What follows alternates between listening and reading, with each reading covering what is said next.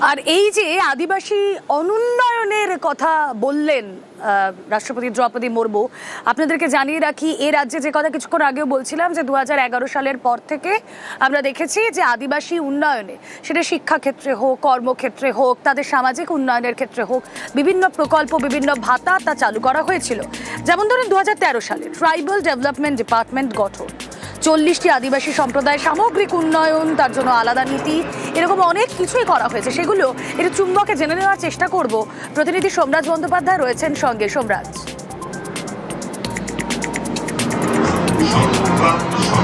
দেখো 2011 সালের পর থেকে আদিবাসীদের উন্নয়নে রাজ্য সরকার একাধিক পদক্ষেপ নিয়েছে এবং সব থেকে যেটা গুরুত্বপূর্ণ পদক্ষেপ সেটি হলো জয় জোহার, অর্থাৎ রাজ্যের আদিবাসী দপ্তর যেটা প্রকল্প নেয় সেটা হচ্ছে জয় জোহার। 2020 সালে সেটা চালু করা হয় এবং এই জয় জোহার প্রকল্পের অধীনে মাসে 1000 টাকা করে পেনশন দেওয়া হয় এবং এখনো পর্যন্ত যেটা দেখা যাচ্ছে এই জয় জোহার প্রকল্পের পাশাপাশি শিক্ষাশ্রী স্কলারশিপও চালু করা হয়েছে।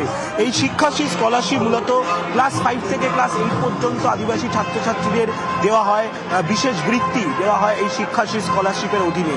প্রায় 1,04,00,000-এরও বেশি ছাত্রছাত্রী এখনো পর্যন্ত এই শিক্ষাশ্রী প্রকল্পের আওতায় বৃত্তি পেয়েছেন বলেই জানা যাচ্ছে। পাশাপাশি যেটা দেখা যাচ্ছে পোস্ট মেট্রিক স্কলারশিপ, অর্থাৎ উচ্চশিক্ষায় যাওয়ার জন্য এই সহায়তা রাজ্য সরকারের তরফে করা হয়। এছাড়াও যেটা সব থেকে গুরুত্বপূর্ণ সেটা হচ্ছে অলচিকি ভাষাকে স্বীকৃতি।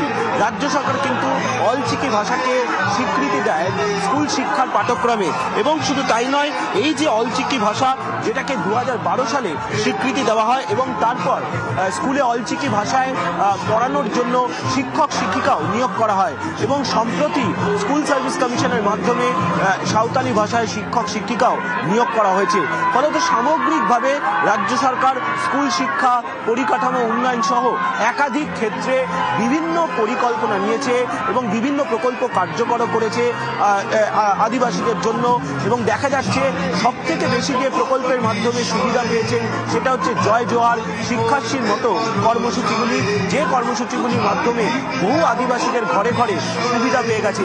তাছাড়াও রাজ্য সরকারের যে অন্যান্য প্রকল্প রয়েছে যেমন ধরো লক্ষ্মীর ভাণ্ডার, খাদ্য সাথী, সবুজ সাথী, এই প্রকল্পগুলির মাধ্যমেও কিন্তু আদিবাসীরা সুবিধা পেয়েছেন। ফলত রাজ্য সরকার বিভিন্ন সময় বিভিন্ন প্রকল্প চালু করেছে আদিবাসীদের উন্নয়নের জন্য। বেশ।